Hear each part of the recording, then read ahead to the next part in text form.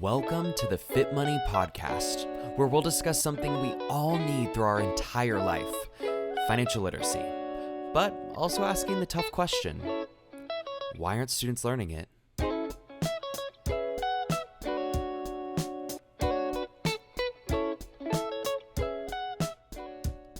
Financial literacy is more than the math and a behavior we'll need beyond the classroom. So we're learning how we can help students, families, and teachers build a new generation of financially fit students everywhere. On this episode, FitMoney Executive Director Jessica Pelletier is joined by Danielle Piskadlo and Michelle Brathwaite from Women's Money Matters to share their work and programs to amplify and empower women on their financial journey, and also address the systemic barriers women face around their finances. Together, they discuss the role gender plays in how personal financial experiences are built and what we can do to work towards equity in the personal finance space.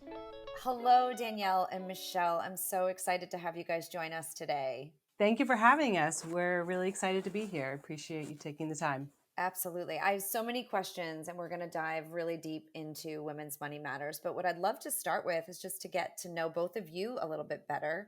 Danielle, I know you've been doing this work for some time, and Michelle, you're new to the organization.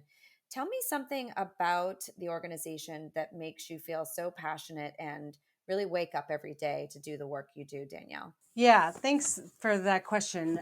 For me, it's the theme throughout my career has always been about the model of women helping women. Before coming to Women's Money Matters, I worked at an international microfinance organization, and a really key piece of that was bringing together women into self-help groups and organizing, around women lending each other money in order to sort of grow or start a business internationally. And so that theme of women helping women and supporting them on their journey to greater financial security and wellness has been a passion of mine throughout my career. And that's exactly what our mission and model is at Women's Money Matters. That's great. And Michelle, what brought you to the organization? I think, as Danielle said, you're a fairly new board member. Tell me about an experience that perhaps you had in your life or a friend or colleague that really called out why this is so important to be teaching women financial literacy. Yes, just before I answer that, I just wanted to say thank you just for the invite to be on the call. This is awesome. So mine hits a little bit maybe deeper on a personal level. I am first generation. My parents both immigrants, and my mom didn't plan to be a single mother, but she did. And what ended up happening was I just saw my mom really struggle to try to do the best that she can for me, and um, and then as a result, because I wasn't taught about money, I struggled. And my mother was 45 years old. She had suffered an aneurysm and a stroke. And so I immediately became a caregiver. As we know that most women become caregivers. And unfortunately, I became a caregiver very early. So I saw firsthand how important it is to be on top of the finances, because I was still trying to dig myself out of student loans and credit card debt. And then now I had to be a caregiver for my mom. So that's what really prompted me to even go into business, to be licensed in financial services, to be able to assist because of what I saw happen to my mother. And then here I am almost following the same path because I wasn't taught, the essential skills of money management. That's such an interesting dichotomy. And I'm so sorry to hear about your mom and her illness. But you're right. So many women do take on caregiver roles from kind of birth to the end. I mean, we support our children, obviously, as do all parents. But when, our own parents become elderly, I think it does tend to fall often on, the daughters. Sure. And so it is really amazing that, kind of society says that, women should be caregivers, but yet we're not the ones necessarily that are taught about, financial security and resiliency. Danielle, tell me about the work that you do, because I know that you're really trying to change that and really support women so that they can actually kind of fulfill those roles that society is basically telling us that we need to do. Yes, absolutely. I mean, you bring up many good points that I want to touch on. So, at Women's Money Matters, we bring together women into intentionally small groups to learn from each other, support each other, and really be a cohort of support, right? To feel that sense of belonging that comes with being part of a group. Each woman that comes into our program then that joins one of those cohorts is matched one-to-one with a volunteer coach, which is a really important part of our model. And together they go through a series of financial health workshops that take place weekly over a period of 3 months. So it's a pretty comprehensive program in that way. But the reason why we exist as an organization is because there are so many systemic barriers that women face around their finances, around money. And one of them that you just touched on so perfectly is this kind of bias, I would say, that we have that, sees women more as caregivers. And therefore, like for each child that a woman has, she traditionally earns 4% less.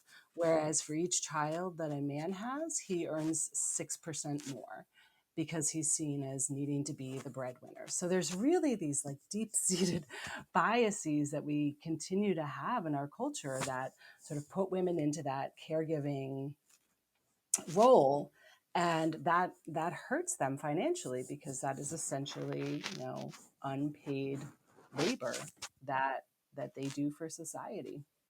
That's interesting. We've heard for many, many years now and probably decades about kind of that pay gap. And I think it's really interesting to kind of boil it down because I don't think at the end of the day that, CEOs across the world just want to say, oh, let's pay them less because, I think, because like you said, maybe they have to take time off more often or, they do have to be, caregivers and be in all the different places. So, is there a fix for that? Is there a path that we see that, you know, we do still want to care for our families? It's a great role. I'm a mom. I wouldn't have it any other way.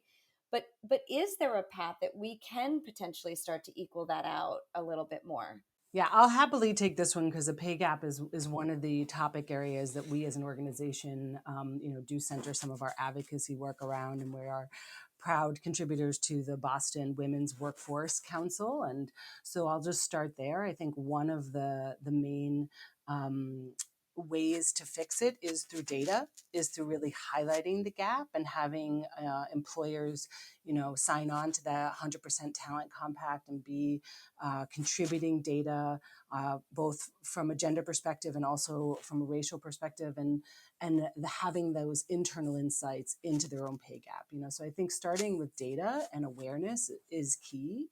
Unfortunately, a lot of it does go back to the biases that we were just talking about, which are much harder, I think, to overcome at a societal level. But there are ways, and there is work being done around this, and awareness raising is one of the things. But certainly, as we've seen through the pandemic, many women just also require like more flexibility in the workplace. And I think that if there's any silver linings that have come out of COVID, that may be one of the biggest ones for women, and in addressing kind of that ability to stay full time in the workplace, and hopefully address the pay gap over time. I was actually just going to say that. I think it's a good thing to be an optimistic person. And so I always do say the silver lining of the pandemic is perhaps that flexibility is a little bit more normal now, which I think is going to help tremendously. Michelle, you touched on, your family situation and how all of a sudden, illness can really bring about a drastic change in financial situation. According to your statistics, 1 in 7 women in the US live in poverty. Obviously, health care is a massive component of that. What else do you see that's really driving that today? Yeah, a lot of it too is even just just working single mothers that are working, just working on one Mhm. income. Especially divorced women as well. I see that happening a lot, like with some of my clients that are, once they're married, but then they're separated and they're working on one income, and then they're juggling kids, all alone. But the problem we see sometimes, even before the divorce happens, is that women, usually are the ones that are taking care of their children, so they don't have the same amount of time in the workforce. So they're not contributing. So that means also they're not contributing to the retirement plans and things like that. And then there are, a lot of corporations have gotten better, but there was a time when they didn't even want to even hire you, if you were a working mom. They would, obviously, it's against the law to ask, hey, do you have children? But Thank goodness, right? Mhm. but that was a serious issue.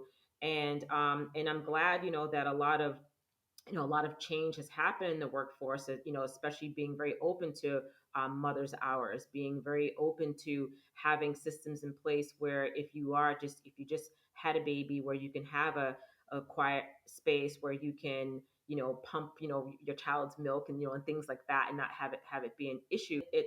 One of the things I saw recently too, I don't know if Danielle, if you saw this, but they were talking about even occupational segregation that happened during the pandemic, because they said that 6 in 10 women were just employed in just those three sectors that were the hardest hit by the pandemic, which was like retail, hospitality, healthcare. So again, when you have all these factors of what happened with the pandemic and what was by societal is what we're supposed to do, but then also too when we're out of the workforce taking care of our children or our parents, it's very tough to kind of to move forward. But we still but this again there still have been some strides in the workforce, but we still got a lot of work to do. I just think it's just ridiculous that we even have to even ask, right? The answer is always no unless we ask. Right, right. Yeah. I mean, the tough part is that so much of our healthcare system is based on work and employment, right? We rely so much on our employers for that access to quality, health insurance. And so that puts women sort of at an immediate disadvantage, especially, many of the single moms that we have in our program at Women's Money Matters. We did an event earlier this year that was centered around this documentary film called Savvy. And they make the point that most Americans are one accident away from financial ruin. And that's a really important thing as a family, as a woman, as a single mom, for sure, to like be worried about. Especially during COVID, we saw so many moms that were worried about what would happen to my kids if I got sick. And for sure, as Michelle pointed out, there's a reason why they were calling it a she session, right? Because so many of the industries that are heavily staffed by women were hit so hard. So what I'm hearing, where there's so many great ideas about, how to, talk about the pay gap and whatnot. But I think one of the things we focus on here at Fit Money, and I know you agree, is that resiliency. We know that life, unfortunately, let's hope not another 100 years before another pandemic, but we know that the stock market goes up, the stock market goes down, and you lose a job, you gain a job, and financial literacy is one of those skills that you can potentially deal better, let's just say, with some of those bad times. And so that's why we focus so much on education and awareness. Just like you said, Danielle, the awareness is so important, and starting as young as possible. And I love to see young students that really take an interest in this, not only for their personal satisfaction and thinking of all the things they want to be when they grow up, but really hoping that they build that strength for when the not so good times come along. Talk about, you see so many mothers and families. Do you see that they're kind of bringing their younger children kind of into the discussions, recognizing, as we say as parents, we want our children to have kind of better futures than perhaps we are having now? Yeah, I mean, there's a couple of ways that we see kids become very involved in the family planning in our program. Um, We start our work with a vision boarding exercises that I think is very powerful because it really helps, the moms in our program like center and sort of see their goals for the family. But we do see them bringing in kids too, right? It's a very visual representation of like, what are we saving for? What is the kind of big picture goal of, is it moving out of shelter, getting a place of our own? Is it, a small family vacation we're going to take this summer to the Cape, or whatever it may be. So the vision boarding is one thing that sort of kids can kind of very get into in a tactile way with their moms in our program. But we also have a program that's specifically for younger women between the ages of 14 to 22 called Life Launch. And that, I agree with you 100%. I mean, the reason we started that program is because so many women who were coming into our programs and our adult program, Financial Futures, were already in trouble with debt, already in trouble with credit cards.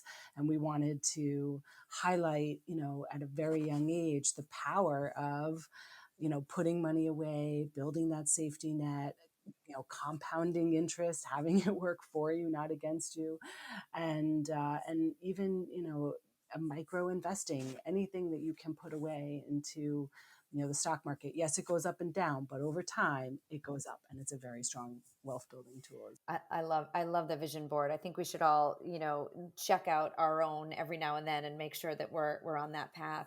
We were having this conversation recently about kind of the value system behind money. And even though for so long, and even still today, money is kind of the taboo topic. You're really not supposed to talk about it. That's private, it's behind closed doors. But yet, we are judged so heavily on what we have. People have to get, the best car, the best house. Parents so often are don't want to say no to their child's requests for the new shoes because of that judgment. Michelle, how do you deal with that with your clients that are coming in and perhaps they are, putting more and more on their credit cards just because they want to show that stability, even if we all know deep down it's not really stable underneath. Correct. Yeah, that's a good question. So a lot of it too is you know they feel there's a lot of guilt. There's a lot of guilt and shame. And one of the things that I like to when I'm serving the community is let them know, that it's not your fault. It's a lot of this issue around financial awareness is systemic. They don't teach it in elementary school. They don't teach it in high school, and even higher education. I think it's horrible, especially where when we get into college, that's where we're first solicited with credit cards. But there isn't a class on debt management. That's awful, right? And so as we get caught up, we feel like, oh, well, since I didn't have, I want to give these things to my children, for the sense of guilt and also a lot of peer pressure, right? There's Hmm. a lot of peer pressure. So trying to combat that. But a lot of times when I talk to my clients, I said, hey, listen, the best thing that you can give them is not so much are things. Yes, things are important, but we have to make sure that that they fit within the budget and we're kind of prioritizing. And it's not saying no, you can't do wonderful things for your children, but what are the things that you can maybe give your child to kind of set them up for life? And when you're weighing, it'd be nice that if we can trade in all the shoes and bags, for college, right? But we can't, right? So so a lot of times we just try to figure out, okay, well, maybe if we can plan better, what does budgeting look like in terms of, all right, is it something that we can save for maybe later? I'm not saying you can't do it. It's just maybe it doesn't make sense to do it now in terms of priority. If you can't make your rent or whatever the situation is, do we really want to throw a $1,500 birthday party for a 3-year-old? Those type of things. Again, not judging, it's just talking about prioritizing. And I think that that's what it is. It's just setting priorities and really getting a good understanding a need, versus a want. Yeah, and I think what you touched on too that I use, in my own family is that transparency.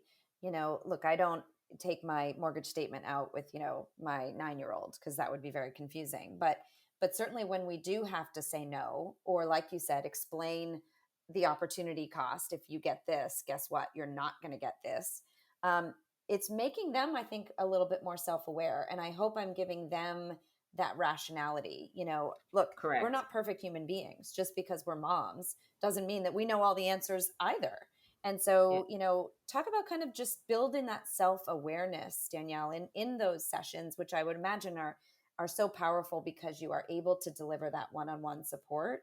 They always say that, you can't really highlight a problem until you personally identify yourself as having that issue.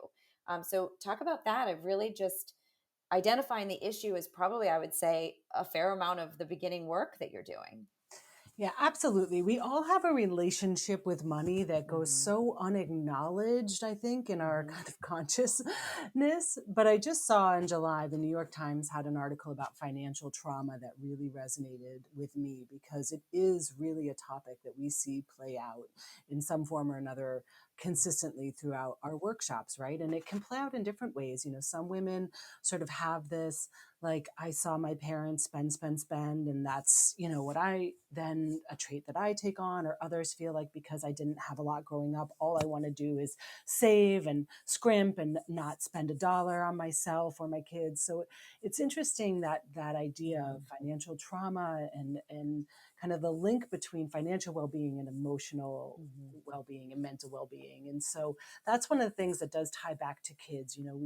The issue that Michelle just touched on, of this, like, guilt, we see Mm-hmm. that happen, right? I feel badly my kids are growing up, in a shelter or without maybe a second parent. And so I want to fill that void for them, right? I want them to be accepted in school. I want them to have the brand name stuff. And, it becomes this buy cycle. But really, sometimes the best thing you can do for your children is to have that, like, calmness about money, and not be stressed out about money, and not worry about how you're going to buy food or pay rent, or so it's really an interesting link that exists between financial well-being and like social and emotional well-being as well. Absolutely. And I just love that, the ability to understand the emotional side of money, and that's why we say all the time that yes, there is math involved. We all know that, building the budget takes some addition and subtraction,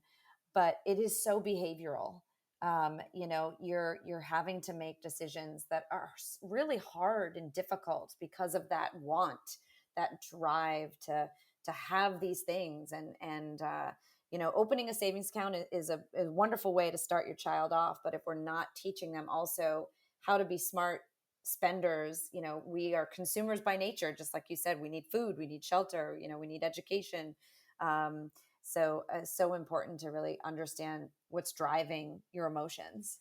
And if I could just bring that back to the conversation then about sort of how women are also treated differently in our society, a ton of marketing dollars go into telling women that they are broken in Mm-hmm. some way, and here is a product to fix you, right? Whether Correct. it's Yeah. hair or makeup or weight loss or wrinkles or any age, there is a lot of money spent on telling women that they need these clothes and these shoes to look the right way. And so that's, an additional challenge that women have to overcome, and not, and recognize how much they are the target of marketing dollars, It's true. and really overcome that. Not only are they the target of marketing dollars, but then there's a pink tax on many products, right? So, a woman's razor is going to cost more than a man's razor, and then the shaving cream is going to cost more than men's shaving cream. Like, there's these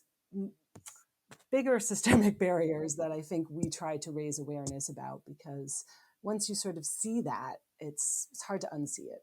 Well, and you can make better decisions, I think, Better for decisions. yourself, for sure. Tell me how people that are listening can get involved. Obviously, you talked about volunteering and that mentoring that is so important, I'm sure, to your work. But tell me a little bit more for someone out there listening, saying this. This is something I'd love to help with. Yeah. Yeah. Thanks for asking that. The number one way that people can get involved is by being a coach. And we very much highlight that you do not need to be a financial expert. Like, in fact, the best coaches are exactly like Michelle, someone who's sort of been there, done that, and worked through it, and, is willing to be sort of open and vulnerable and, share their experience. Mm-hmm. And that really resonates with the women in our program. So no financial expertise needed, because you're going to go to the workshops together. And the other way that individuals can get involved is by presenting those workshops. So, just showing up on an evening and talking through a topic. Some do require a financial background, and others don't, like vision boarding, right? It's just kind of a fun way to center those financial goals in a very visual way. So presenting and coaching are the two ways that most volunteers are getting engaged with us at Women's Money Matters. Yeah, that's how I got connected. Yeah. I love that. Well, thank you so much, both of you. This has been such a great conversation. We could go on for hours talking about this. This was a great start. I'd love to have you both back. Danielle and Michelle, thank you so much for joining us today. Yes. Thank you, welcome. Jessica. And thank you for all the work that you do at FitMoney to make sure our children have a strong start with their financial literacy. Thank you for joining us today on the FitMoney Podcast. Whether you're a caregiver, teacher, or student yourself, there's plenty of great K-12 resources to begin or continue your financial literacy journey at fitmoney.org. Visit the show notes for more from today's guest and financial literacy activities for the classroom, at home, or on the go. We'll see you next time, and until then, happy learning, earning, and saving. The FitMoney Podcast is presented by FitMoney, the leading K-12 financial literacy curriculum providing free, unbiased financial literacy resources.